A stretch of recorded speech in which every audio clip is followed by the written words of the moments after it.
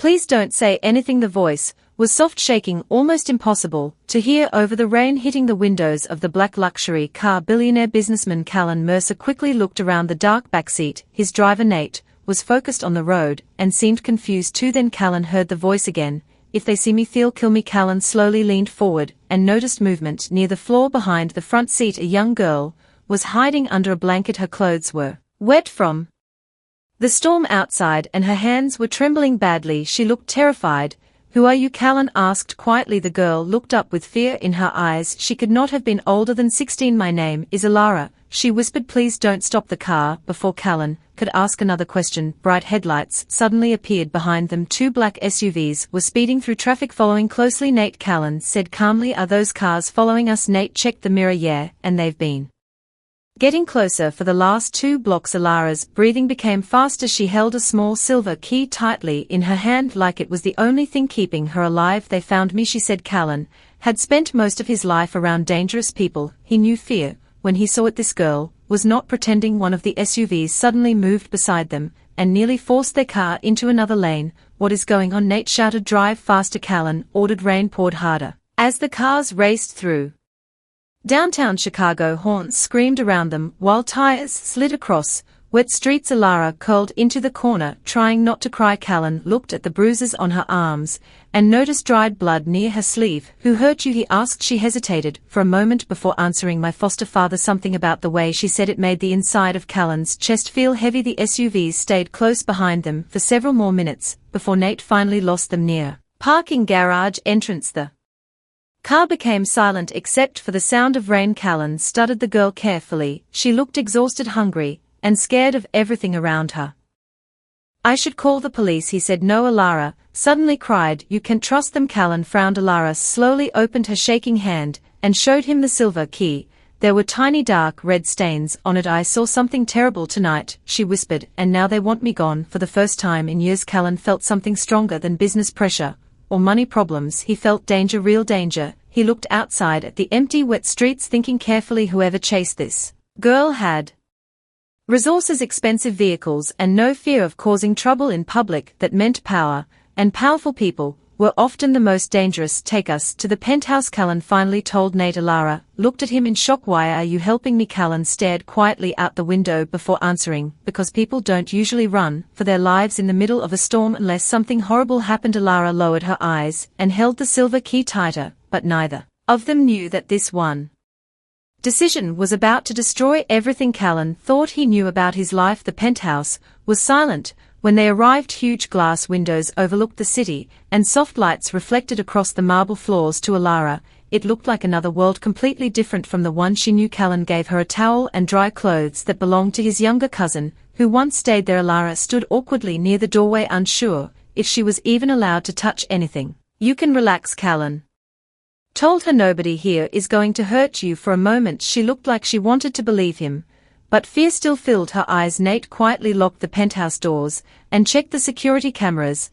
I don't like this, he muttered to Callan. Those guys chasing us weren't random criminals. I know, Callan replied. A few minutes later, Alara sat at the kitchen counter holding a mug of hot tea with both hands. Her fingers still shook slightly. Start from the beginning, Callan said calmly. Alara took a deep breath. She explained that after her mother disappeared years ago, she was moved through different foster homes across Illinois. Some families were kind, but most only wanted government money. A year ago, she ended up living with a wealthy businessman named Vern Holloway. The name immediately caught Callan's attention. Vern Holloway was famous in Chicago. He donated money to schools, appeared in newspapers, and attended charity events with politicians. People called him generous and respectable.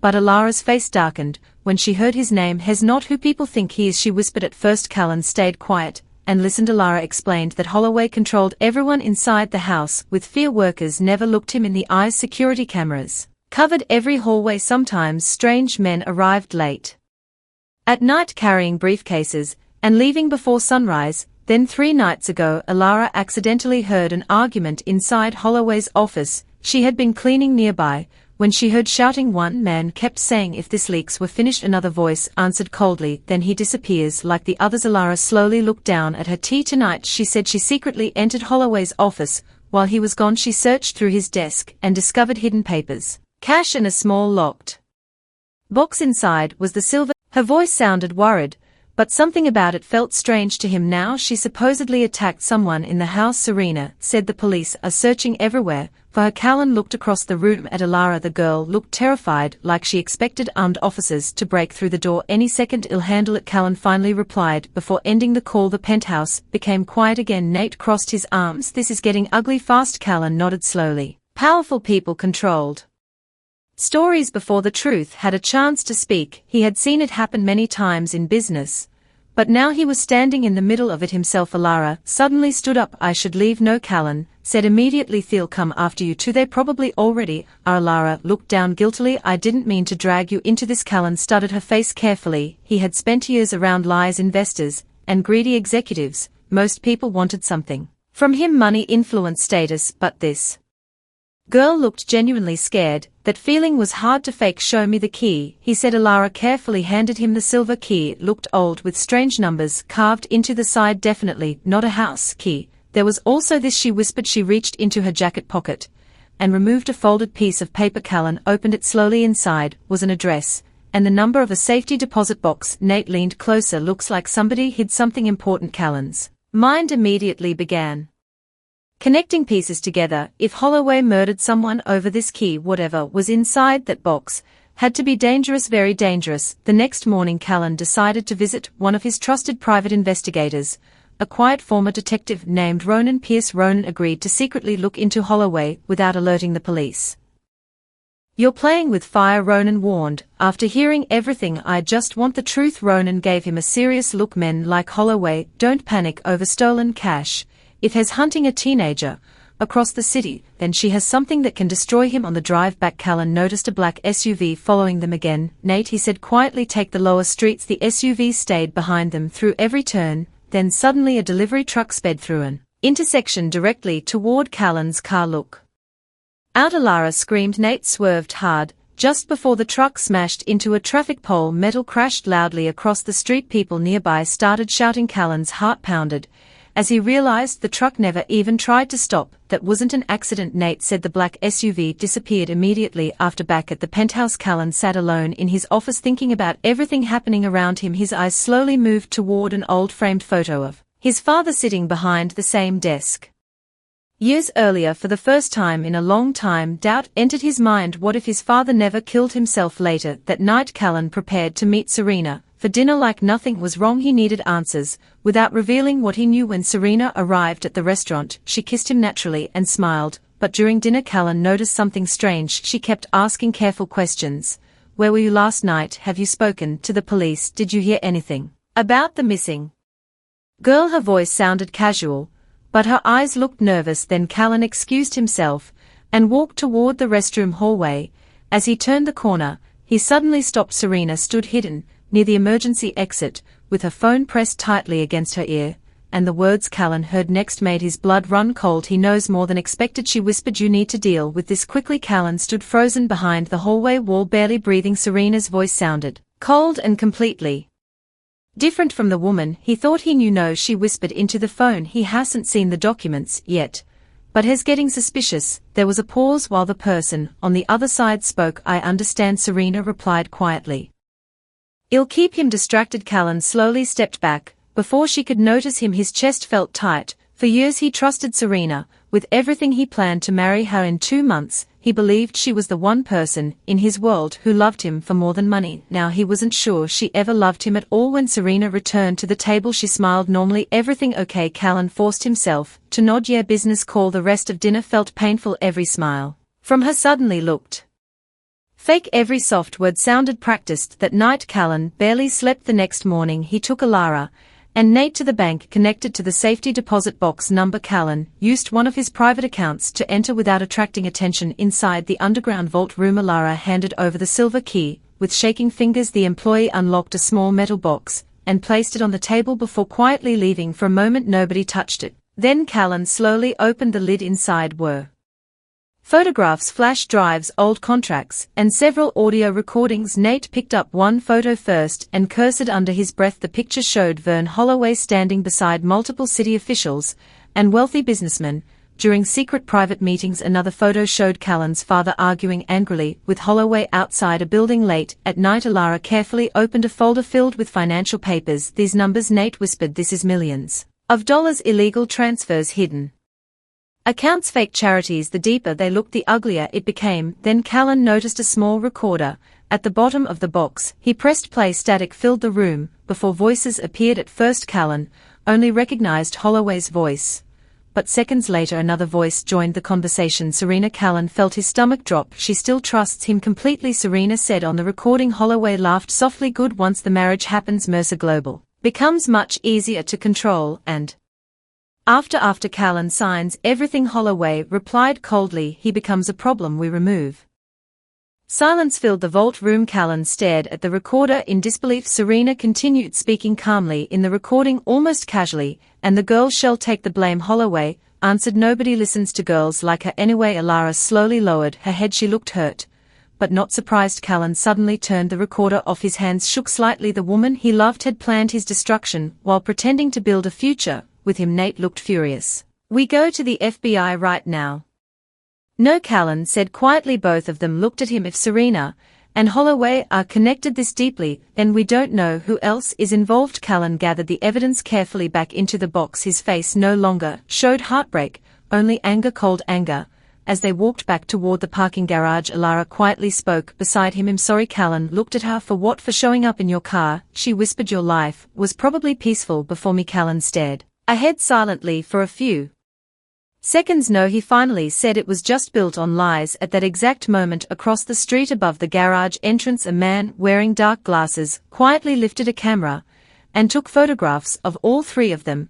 And far away, in a luxury office downtown, Vern Holloway smiled after receiving a message. Callan Mercer had officially become a threat. For the next several days, Callan pretended everything was normal. He answered Serena's calls, attended business meetings, and acted like nothing had changed.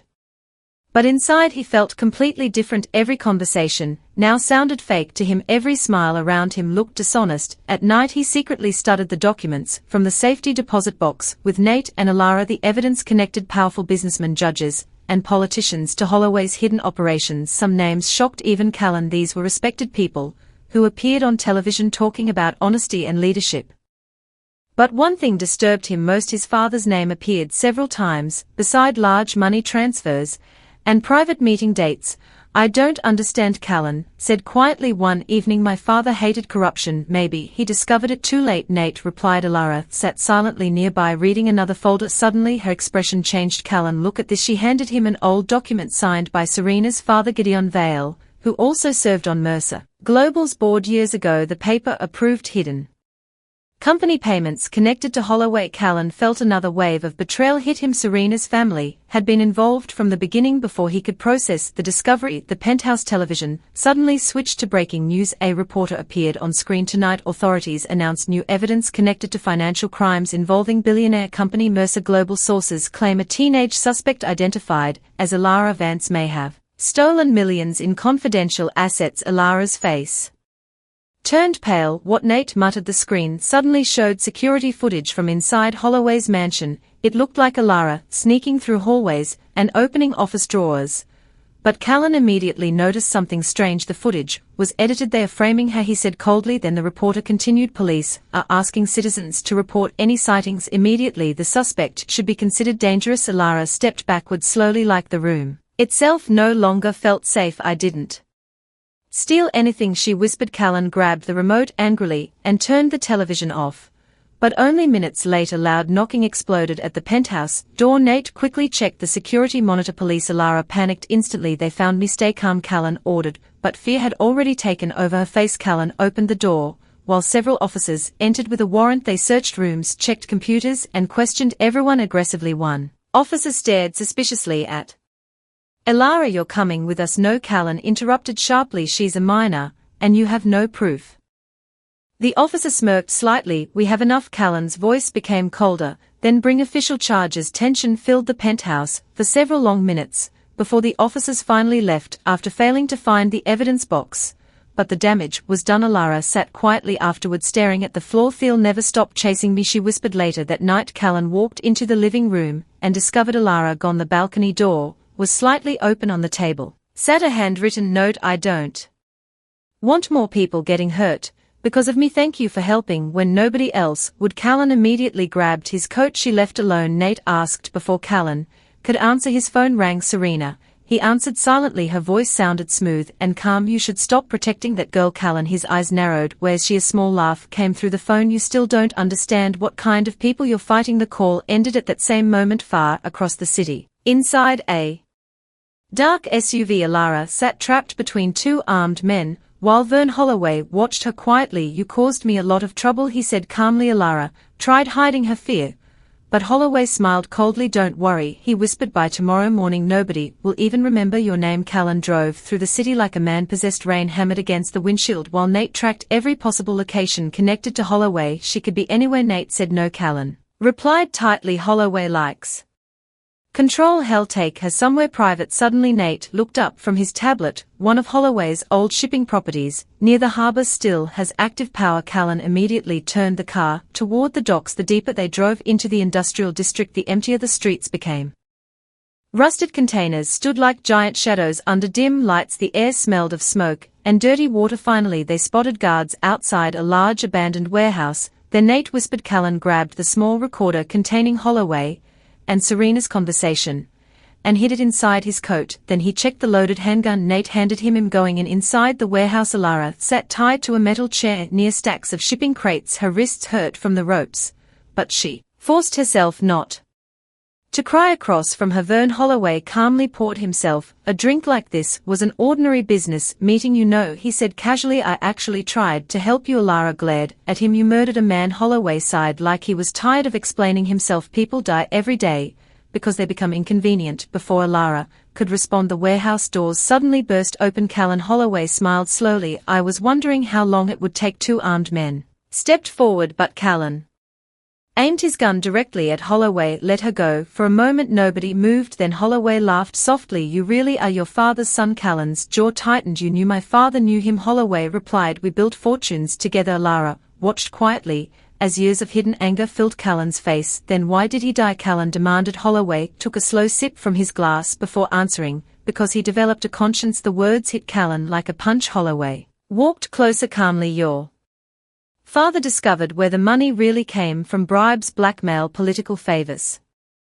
He threatened to expose everything. Holloway shrugged. That made him dangerous. Callan felt sick. You killed him? No, Holloway said coldly. Your father killed himself after realizing nobody would help him.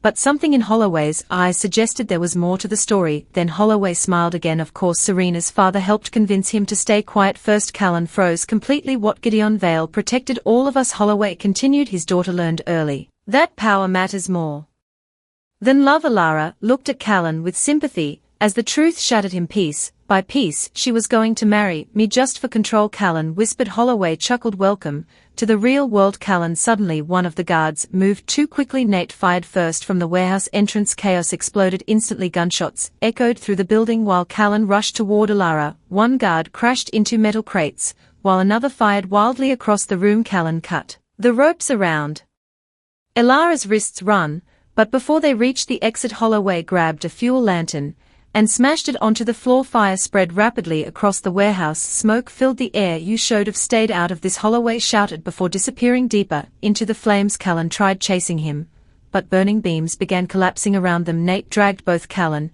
and Alara outside seconds before part of the warehouse exploded behind them. Fire trucks and sirens sounded in the distance, but Holloway was gone as flames rose into the dark sky. Callan stood silently beside Alara, realizing his entire life had been built beside monsters hiding behind wealth and respect, and now there was no turning back. The warehouse fire became national news. By morning, reporters stood outside the burned harbor building while television stations repeated the same story again and again. According to the media, billionaire Callan Mercer had become connected to a violent criminal investigation involving missing money, corruption, and a runaway teenage girl. Callan watched the coverage silently from a small motel room far outside the city. They are destroying you, Nate muttered. Callan looked exhausted.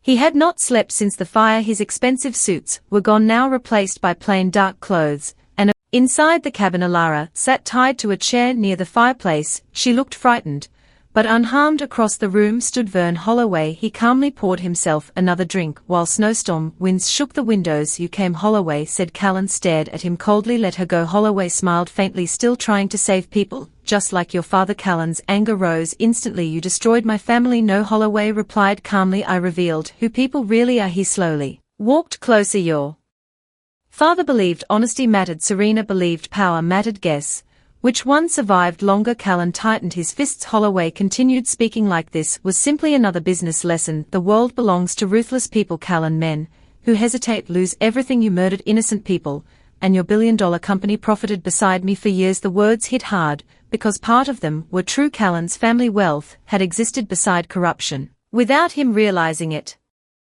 Holloway looked toward Alara. "This girl should have stayed invisible. People like her survive by staying quiet." Alara suddenly lifted her head. "No," she whispered firmly, "people like you survive because everyone else is scared." For the first time Holloway's smile weakened slightly, then his expression turned dangerous. "You sound brave now," he said coldly, "but bravery disappears fast." He pulled out a handgun and aimed it toward Callan. "Drop yours."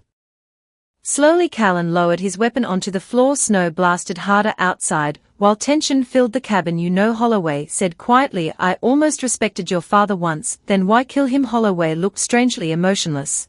"Because he forced me to choose between my empire and his conscience." Silence followed, then suddenly Alara kicked the chair sideways into Holloway's legs. The gun fired loudly into the ceiling. Callan lunged forward. Instantly the two men crashed violently through a side door onto the frozen lakeshore outside. Ice cracked beneath them, while snow blinded their vision. Holloway swung wildly, but Callan tackled him hard against the ice. Years of rage exploded between them. "You took everything from me," Callan shouted. Holloway reached for the dropped handgun nearby, but as he grabbed it, the ice beneath him suddenly shattered. A loud crack echoed across the lake. Holloway's eyes widened in shock as freezing black water swallowed him instantly. Callan tried pulling him back for one brief second, but Holloway slipped deeper into the darkness below the ice and vanished forever. Seconds later the weakened ice broke beneath Callan, too. The freezing water hit him like knives. Then suddenly Alara grabbed his arm from the edge, screaming for help. As distant police sirens finally echoed through the snowy night, Alara pulled with all her strength,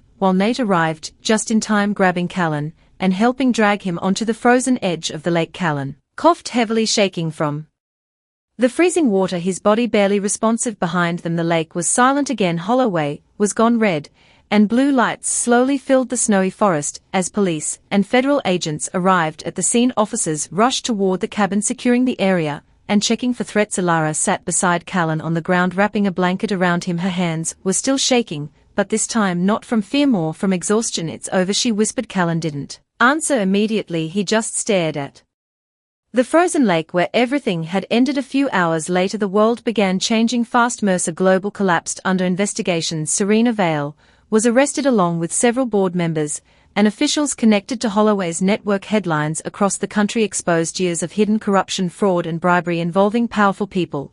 But this time the truth could not be buried. Callan sat in a quiet hospital room while doctors checked his condition. Nate stood near the door, speaking softly with investigators outside. Alara was sitting beside Callan's bed. For a long time neither of them spoke. Finally Callan turned his head toward her. "You could have died because of me," he said quietly. Alara shook her head. "No, I was already running for my life before I ever met you." Silence followed again. Then Alara spoke softly. "Do you ever feel like none of this feels real anymore?" Callan gave a small tired nod. Every day. A few weeks later things had changed completely. Callan stepped away from Mercer Global permanently. The empire his father built was now under government restructuring. Most of the corrupt leadership was gone. He chose not to return to the billionaire world he once lived in. Instead he focused on rebuilding something smaller, something honest. Alara stayed with him. During that time she slowly began school again, learning how to live without fear, watching her every step. Nate also stayed close, helping with legal matters and security, until things finally settled. One quiet evening Callan and Alara sat outside a small home overlooking a peaceful lake far away from cities and noise. The sky was orange as the sun set. Alara smiled faintly. "Funny, I used to think rich people had perfect lives." Callan looked at her and replied softly, "They just have better ways of hiding broken ones." A gentle wind moved across the water. For the first time in a long time there was no running, no secrets and no lies, only silence and peace. Callan understood something clearly now. Everything he lost had brought him here, and the person who once whispered "don't say anything" in the back of his car had changed his entire life without even knowing it.